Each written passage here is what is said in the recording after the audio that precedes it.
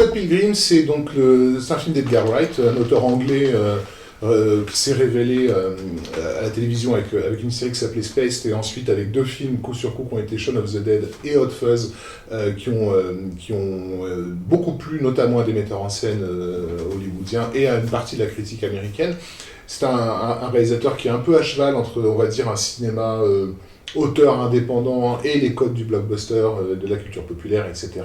Scott Pilgrim, c'est son premier film entre guillemets de commande. Le studio Universal, ils ont cherché à le faire venir parce qu'ils sont très au courant des nouveaux talents qui émergent, et en gros il faut qu'ils les chopent les premiers. C'est un film qui a été très très très mal vendu à l'époque de sa sortie. Tellement mal vendu qu'on savait plusieurs mois avant sa sortie qu'il allait se planter, ce qui est toujours intéressant, comme quand on ne nous laisse aucune chance. Et en même temps, c'est un des rares films, j'en ai comptabilisé que 2 ces 15 dernières années, qui est vraiment, vraiment tenté de synthétiser tout ce que les différents médias contemporains pouvaient amener en termes de code.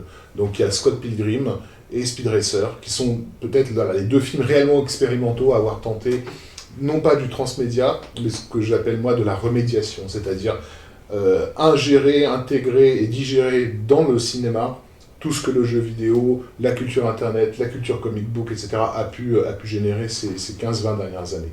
Donc voilà en gros ce qu'on pourrait dire de Scott Pilgrim, et tout ça sous la forme d'une comédie romantique extrêmement plaisante, de type teen movie, rassurant.